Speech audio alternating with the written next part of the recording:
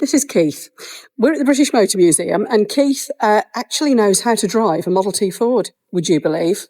Well, I purport to anyway. Well, only because I drove 5 earlier this year. You did. So, if you've ever wondered how the heck these beautiful things work, then Keith's about to explain it to us. If you've got any questions, stick them in the comments below, of course. Inside the cab, we have no dials, no clocks, no gauges, nothing whatsoever. You're driving totally blind. It's by sense, smell, touch, feel, you name it. There are no dials to guide you. That's weird. Okay. So when you first want to start this car, you want to make sure you have motor spirit. Motor spirit? You didn't have petrol in those days. It was motor spirit. What's the difference? And you bought probably quality. I think just now. Oh, right. Okay. So you used to buy that in cans. Yeah. From hardware stores, pharmacists, chemists, you name it, whatever. So you buy your can. Yeah. But before you do any of that, you need to check that you actually have motor spirit in the vehicle. Where's the fuel tank? Underneath the driver's seat. Oh, great. So if it explodes or something, you won't know much about it, will you? You won't, because you have an acetylene generator down here. So you've got acetylene gas here. And in this little light, you have kerosene. So generally it's going to explode? Especially in those days as you're a smoker. Oh, crikey, of course. All You have to go back to the, well, most. So you're smoking your fag, right? Yeah. And you want to check the fuel tank, how much fuel you got. So you undo that. Yeah. You give it an eyeball with your fag in your hand here, having a look. Yeah, it looks full. Hang on. I'll just get my ruler out as a dipstick. Pop the dips in. You've left your fag here. Yeah, there's enough fuel in there. Fag back in there if you can. You're lucky. All right? Crikey, it's a different world, isn't it? So you're quite happy that it's got enough fuel. Now, you need to prime the engine before you start the car. So 2 or 3 things you need to do inside the cab. In there, you insert the key, and that has 3 positions. It has off, electrics, and magneto. For the time being, you need it in the off position because you do not want the car to start because you're going to stand in front of it in a minute, and you do not want it flattening you. So that is in the off position. Okay. Now, your handbrake. All right, so this plays an important part, not just stopping the car, but getting it going as well. Oh. So I'm going to pull the handbrake fully on. Watch what happens to that pedal there when I do. Okay? Oh, wow. That is now in neutral. That is a clutch and drive pedal. It's got C on there for clutch, but it's also a drive pedal. I'll explain the full use of that in a moment. Okay. So, key's in the off position. Yep. It's in neutral. Mm-hmm. The handbrake's on. It's not going to roll on you. We now need to prime the engine. Okay. So we wander around the front of the car. Turn the handle 2 or 3 times. At the same time, you need to pull the choke out. Oh, my arm isn't long enough for the choke. No, the choke isn't actually in the dashboard. It probably would in old-fashioned cars of the 60s, 70s and 80s. Oh, yeah. My minis were all inside in the dashboard. Right. The choke for this is in a very logical place. It's that little bit of chicken wire sticking out the radiator. Oh, that's what that is. Can you see it? Yeah. That is the choke. And so what do? You pull it out? So you pull that out with your left hand, you turn the starting handle with the right hand, and that way you pump fuel into the cylinders. Wow. So you primed the engine. Okay. You now need to go back to the cab and turn things on. Okay. All right. Here we go. You now turn the key into the electrics position, so the middle position. Yeah. This car, by the way, has no battery. Not because we've taken it out, but the very early Model Ts had no batteries whatsoever. They were retrofitted with batteries and with electric starters. This one never was. So this is as original as you'll ever get to an original Model T. And am I right in saying this is the oldest still surviving? Second oldest British Model Ts. He's made in Trafford Park in Manchester in 1912 and 1913. And is it the oldest surviving, or does it is? I thought there was an oldest somewhere. So it's spectacular, so this is isn't as original as you can get. No battery, no retrofitted electric starter. They didn't come until 1919. Right. But a lot of these were retrofitted. This one wasn't. Okay. But we still have a key, although it's got no battery. So the key's in the electric position. Yeah. You now need to adjust these two levers here. Oh, there's levers everywhere. Yeah, go on. This lever here is your hand throttle. Yeah. As like a tractor. Okay. This one here on the outside, this is the advance and retard. Mm-hmm. Now, for this, the advance and retard controls the strength of the spark going to the spark plug. So when you hand crank an engine like this, you do not want a big spark because it will kick back and it'll probably break your arm. You do not want that. No. So this is as fully retarded as it possibly can be when you start the car. It will be enough spark to start it though. All right? Okay. So, very little throttle, fully retarded, the electric's position on that key there. Okay? So you can now go back to the front. Back to the front. Okay. Yep. And you always start a Model T Ford with your left hand. Never your right hand. The right hand, it'll kick back, it'll break your arm. So it's always recommended you use your left hand when you start. So you support yourself on the mudguard. Turn it with your left hand. 1, 2, 3. Should start. And it'll be running like a pig. Bless it. You then have to run back quickly to the cab. Yep. He's off again. Give it a little bit more spark. Strengthen the spark to get a smooth running engine. Okay. And adjust it with the hand throttle at the same time. So you balance these two out until it's running smoothly. Right. When it's running smoothly, you then come back to a key position in the front here, and you turn that key to its final position called magneto. Magneto? Does it actually say any of this on the front of the thing? Nope. You just have to know. You just have to know. It doesn't say anything. No. Okay, so magneto. Yeah. Why it's on magneto, it regulates the strength of spark coming from the magnets on the flywheel. Mm-hmm. So it's regulating it so you get a nice even spark to the spark plugs. Okay. All right. Yeah. So that's all there is to it, to starting the car. If you look under the bonnet. You made that sound like it's so simple. If you look under the bonnet. It's not. Oh, I say. You can see no battery. No? These leads go direct to an individual coil. So each spark plug has its own individual coil. Gosh. In a box that we call the trembler box. Why is it called that? I don't know. A bit like me, I'm trembling at the moment. All right. Okay. So if I show you the trembler, this is quite a posh one, actually. Do I need to go around the other side? Yeah, probably best. Yeah. So this is quite posh. This is all boxed in with metal. The basic ones is just all wooden. So if I take this off, it should just come off, and it's not. Should just, there we go. There we are. Cool. Inside there are individual coils. They magnify the strength of the electricity coming from the magnets on the flywheel. The magneto, okay? Okay. So it's these that send the magnified power down the lines to the spark plug. I see. All right. So as you can see, these are wooden boxes.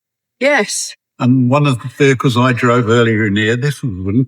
And because of the heat of the engine, these used to shrink. Oh, yes, as the moisture would go out of the wood, wouldn't it? That's right. Yeah, yeah. So in some of the old Model T Fords, you'll see things like lollipop sticks stuck down there to stop these rattling about. See, look how beautifully made they are. Hmm? That beautiful little joins and it's proper craftsmanship gone into those, isn't there? Yeah, little mortars and tenons in the top there. Yeah, superb. It's beautiful. Yeah, it's fantastic. So a coil for each spark plug, trembler boxes. So you've got it started. So it's now up and running. Now what do you do? Now you need to drive it. Okay, so we've got pedals and and levers and all sorts involved in this, haven't we? This steering wheel's stunning, isn't it? That back there. Beautiful steering wheel. I have to say, for anybody watching as well, Keith is the one responsible for polishing all this brass. It looks wonderful. Now, you've got 3 pedals here. Yeah. I've already explained briefly how they work. So that is your clutch and drive. Yeah. That is your foot brake. Right. All right. Normally you'd find that in the middle, wouldn't you? Yeah. That I'll come to later on and surprise you. Oh, all right then. So we want to drive. We want to pull away, don't we? We do. So you don't need the handbrake on. No. Right. So we release the handbrake. And does that pedal then move again? When we release the handbrake, it takes that out of neutral. So you watch when I move the handbrake. There we go. You see it move? Yes. That is now free for you to push flat to the floor. Push it flat to the floor. You're in first gear. Mm-hmm. That will get you up to about 14, 15 miles an hour generally. Right. All right. Obviously, you just need to increase the throttle as well because you don't have a foot floor accelerator. It's the hand throttle. All right. So foot flat to the floor and adjust the speed with that, and you're chugging along merrily at about 15 miles an hour. When you want to go faster, you use the handbrake. Oh, okay. Sounds a bit... It's very counterintuitive, yeah. Okay. Now, it doesn't show up so much while the car is stationary. It shows up better when the car is actually moving and the engine's running. But when I release this even further, you'll see that move again. You watch. Oh, I see. Just watch that pedal again. Yeah, watching it. All right. Oh, yeah. That will now come all the way back this way. And when it does, that's in second gear, top gear, if you like. So it just has 2 gears. 2 gears. You can now get to speeds of up to 45 miles an hour. Is that its top speed? 45? That's its top speed, That's actually faster than I expected. Yeah, it is. And obviously, you need to, just so it doesn't stall, when you do let the handbrake off fully, to allow that to come back, you need to just give a bit more hand throttle to keep it moving. All right? Crikey. So, all feet off the pedals. You don't need any pedals at all. You can just drive using that. Right. And braking as such is just with the handbrake? Braking will come to in a moment. Oh, okay. Emergency braking, you've got about 3 processes to do to emergency brake. But this middle pedal, so at the moment we've been going forward, haven't we? We have. You'd like to go back though, wouldn't you? That might be helpful. I can't imagine it's easy to reverse. That is reverse gear. Oh, I see. Your middle pedal is reverse gear. Does it say R on it? This has got letters written on them. No. R? Yeah, it's got it's got an R on it. It says R. R for reverse. R for reverse. In case you didn't know. All right? Yeah. However, it won't operate in reverse while you're in top gear. That makes sense. All right? Yeah. So you need it to be in the low ratio. So not like in neutral or like with a clutch in or whatever. You need to use the handbrake right. in reverse. Okay. So the handbrake goes back to being half on again. I don't see the pedal moving. All right. So it's now in that low ratio where you would be in first gear, but it will also operate reverse gear.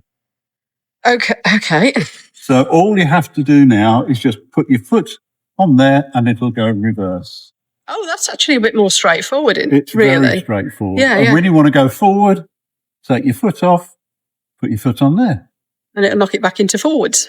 And then when you get bored of going forward and want to go back again, you just put your foot on that one. So actually doing like a 3-point turn wouldn't be as horrendous as you'd think. So it's like foot ballet. Forward, back, forward, back, forward, back. Yes. It's the reason Laurel and Hardy, the Keystone Cops, and Buster Keaton used these cars almost religiously. Yeah. Because you could do silly, stupid, funny things. Forward, back, forward. It was easy. It made quite a handy little stunt car almost, didn't it? And of course, Ford's perfect advertising for it. Oh, yes, the ultimate product placement. Perfect advertising for it. It was one of the reasons why it was the top seller in the world for years until the late 20s. Amazing. So, forward and reverse, very easy once you've sussed out how to get there. So, once you've driven to where you're going, how do you stop it? How do you stop? And turn it off and everything? Because I'm imagining everything pretty much in reverse, but it can't quite be that, can it? The engine brake, if you want to do an emergency stop on this, yes, the quickest, best and easiest way to start slowing down is to shut off the throttle. Right. The engine braking system on these is very, very good. Oh, so the first thing you do is that. Got it. Then the foot brake, then the handbrake into neutral. Right. All right. And how long does it take to stop? Let's say you're doing 45 miles an hour. Yeah. How far would it take you to stop, do you reckon, roughly? About 45 minutes. Oh, right. It's about like the brakes on a Mini then. Yeah, that's it, yeah. Yeah, about 45 minutes. Yeah. Not having done an emergency stop, although when I did do my driving course in August, my mate was coming round the corner and I was going round the corner, and it was just like panic. Whack that off. And was it fairly efficient? Slowed down pretty quickly. So it is actually more efficient than you'd think, I suppose. Yeah. That's amazing. Yeah, and once it's in neutral, obviously, foot brake on as well. And then how do you turn the whole thing off? So quite clearly, you just turn that off. You reduce the spark and turn the electrics key to off. And there's nothing to do outside because that's just for firing it up in the first place, isn't it? The engine will then just die, provided you've got it. The handbrake on, that'll be in neutral. Yeah. You've got no fuel going to it. You've got the weakest spark possible. You're going to turn off the electrics, which stops the electrics going to the spark plug. Job done. Everything done. See, but I am definitely understanding now why people used to say, go and get the car ready. Yeah. Well, nowadays... Jeeves, yes. Parker. That's the pink car. I know that's the pink one. We could look at that sometime, couldn't we, as well? But yeah, it now makes a lot more sense because nowadays the only thing about getting my car ready is jumping in it and turning the key. It's just phenomenal, isn't it? Yeah, it'll take about 5 or 7 minutes on a cold morning. On a cold morning, there's 2 or 3 other things to do because you've probably turned the fuel off. You need to get under the bonnet there to turn the fuel on as well. Crikey. It's just insane, isn't it? So what state is it in while it's in the museum? I mean, normally we take the batteries off and drain fuel out and stuff. No battery. So is it just a case of... Is it just a case of dropping the fuel out? I reckon. Yeah? It's awesome, isn't it? And what we should do is let everybody just have a good look around the car, just as a piece of beauty. But thank you for that, Keith. That's just astounding. But look at it as just a beautiful piece of engineering. And for anybody who doesn't know, the reason that Henry Ford said they could only be made in black, because I'm sure people know that saying, you can have any colour you like as long as it's black. The reason for that is that black paint dried quicker than all the other colours. And of course, when you're trying to produce cars very fast on this wonderful new moving production line that they'd created, speed was of the essence. So it needed to be black. It's as simple as that. So we haven't gone through the lighting, have we? Oh, crikey, the lighting. Come on, Keith. Show us the lights. Actually, if anybody has got one of these lights, I can't tell you how badly I want one. It doesn't even need to work. I'll solar power it or something. I just want one outside my house. Yeah. Lovely. Isn't it? Well, this runs on kerosene. Right. Okay, so that's what that reservoir is there. That's it's a bit like the little oil lamps my gran used to have. That's it. Yeah. And the big headlights here, these run off acetylene. Why is it two different? And the acetylene, no idea why. This is an acetylene generator. You put carbide pellets in the bottom. Fantastic. Water at the top. Yeah. The water drips onto the carbide pellets. The acetylene gas through here to the lights. Open up the front here. Are they open? These ones don't open at home. So you use your tinderbox or match to light them. So nothing on this car is ever done in a hurry. No, it's not, is it? So you'd like these with your match as well, or whatever. Those with the match as well. Yeah. So yes, you've got motor spirit, acetylene, and kerosene. What's that? That's your horn. That's the horn. That's got to be the prettiest horn on the planet. Look at that. And that is a foot-operated horn. Does it work? I don't know. I'm not going to try because I don't want to get told off. Oh, go on. That is down here by the... Oh, it works. Right. It works. That is an amazing noise. You'd hear it coming, wouldn't you? So what's all this about? Is this just supports for the lack of an A post, really, isn't there? So these would fold totally flat. So this would fold flat against that screen. That screen would then fold flat. Oh. See, completely open. Not in this country, but in America, where these first started out in 6, 7, 8, something like that. Mm. They had acetylene lights there, and they banned them after a while because they were frightening the horses. They were frightening the horses? They were too bright. So the horses were used to horseless carriages with horses pulling them with much duller light. Like of course. Lights. But they can't When these came out, they were so bright, and of course, it was making an engine noise as well. It was frightening the horses at night time. I bet it would, Because, of course, there would have been an awful lot more horses around then on the roads, wouldn't there? Yeah, there were more horses than there were cars. How bright actually are those, though? The settling is very white. It is quite bright then? It's a white light. So I don't think the beams were all that good, but the actual, you could see them a long way off. The settling turns is very bright white. Wow. So, yeah, they frightened the horses. I don't know why they brought them back. Certainly, I think we've used the settling all the time in this country. Oh, I see. So is there anything else we ought to know about this amazing thing? Wheels? Go on then, wheels. Let's have a look at the wheels. Ash. They're beautiful. Ash. More than likely hickory for the rims, or as professionally known, fellows. Fellows, right. Fellows as far as I'm aware. But these are usually made of ash and hickory around there. So if it wasn't hickory, then that would probably be ash as well. But a lot of the very early Model T Fords that were constructed at Trafford Park were made from components made in America. So until they sourced manufacturers in this country, components were imported into this country. Trafford and Park assembled here. Right. What about the tyres? We're onto pneumatic tyres by now, aren't we? I presume they are pneumatic. So they're not solid. They are a little bit soft, I would suggest. I don't know. Yeah, well, yeah.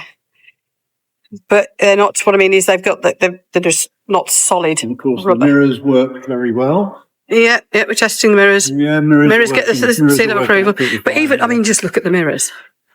Even that is a work of art. The quality of brass is brilliant. It's phenomenal, isn't it? What I did notice as well is all over these other bits, like the lights, every one of the major parts has got this beautifully engraved thing on it with the Ford logos. The famous Ford signature.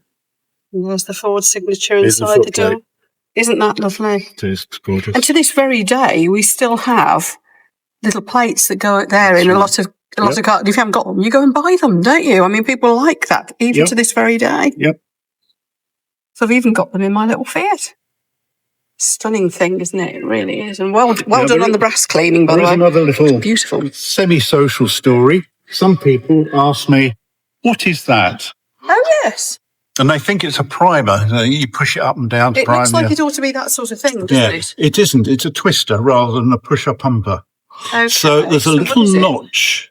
I don't know whether the camera can pick it up, but where my fingernail is, there's a little notch there. That's a bit like a pointer, just to remind you where that is set. This is known as a gasoline adjuster. Okay. So back in the day when these were built, you bought your can of motor spirit from the ironmonger, from the chemist, the pharmacy, what have you. It varied in quality, particularly in America, from which town you went to. So if you were buying your fuel from your local ironmonger,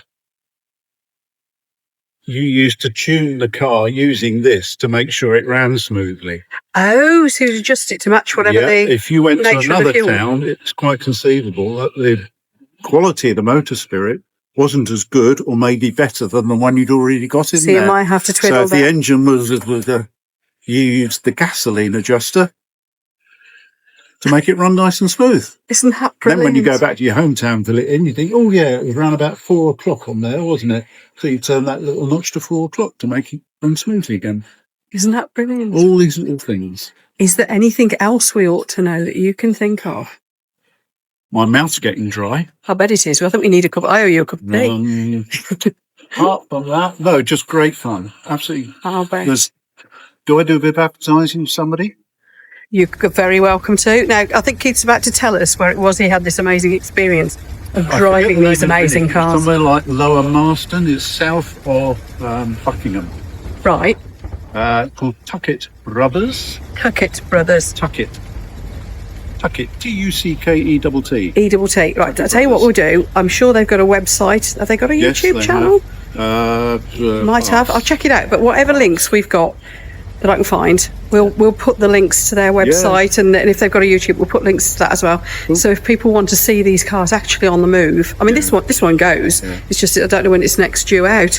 But if people want to see, I've got videos anyway of them on the move. Oh, that's true. Yes. Yep. Keith's going to furnish us some videos that I'll put some clips into.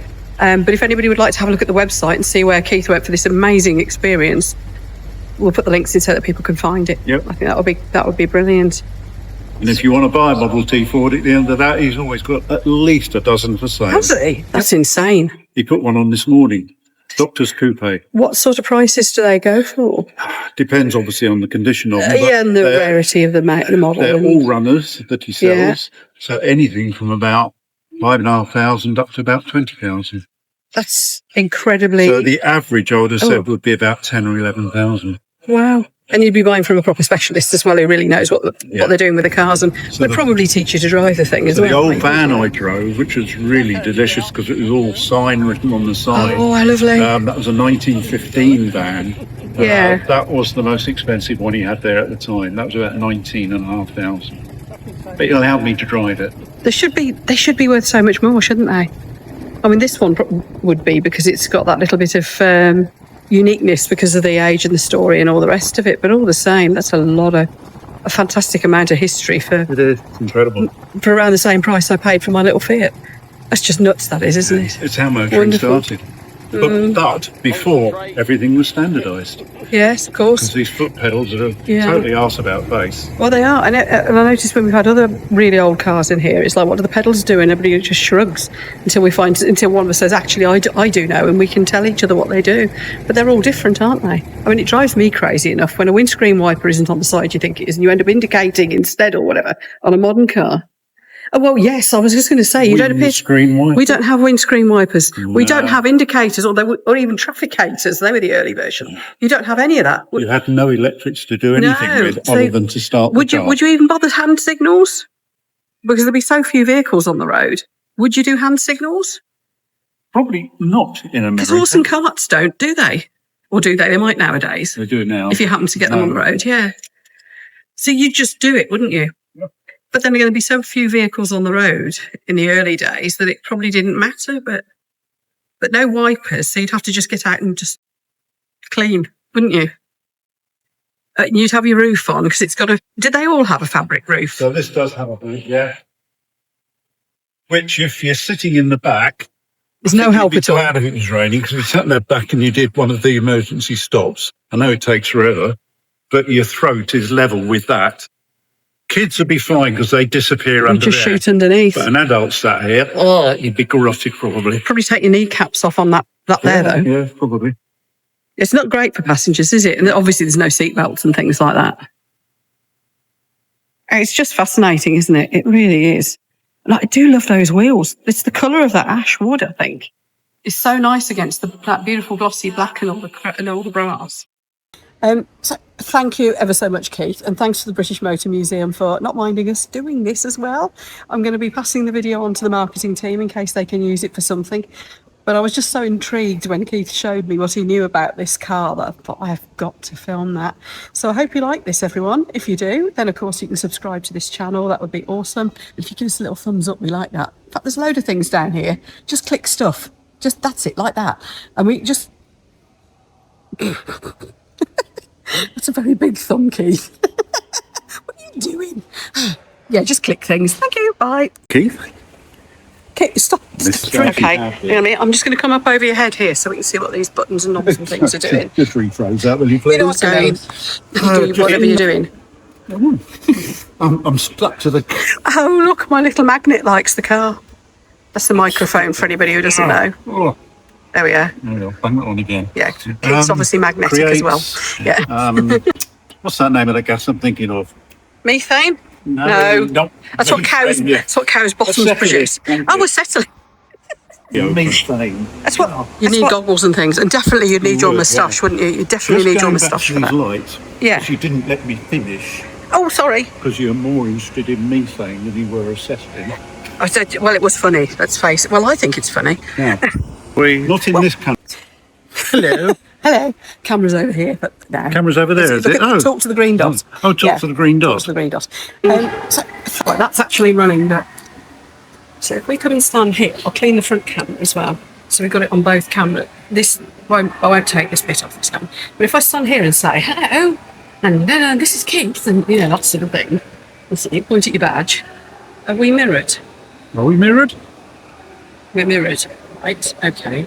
So I need to turn the mirror off. Oh, I can mirror it back afterwards. It's far easier. Right. Glasses where they're supposed to be. They end up flopping over the side of my face. You get your hair ready. I'll get my hair ready. I'll get my beard. I'll totally my beard. I tell you what, I can make us look like film stars in the editing if you want. Yeah, do you want us to look like Sean Connery or something? Just keep it as if... What? Trust me, you can do anything with film editing. So the camera's up on this side, isn't it? Oh, good, right, yeah. It can be good enough. I mean... Well, hello. Hello. Camera's over here, but... Camera's over there, is it? Talk to the green dot.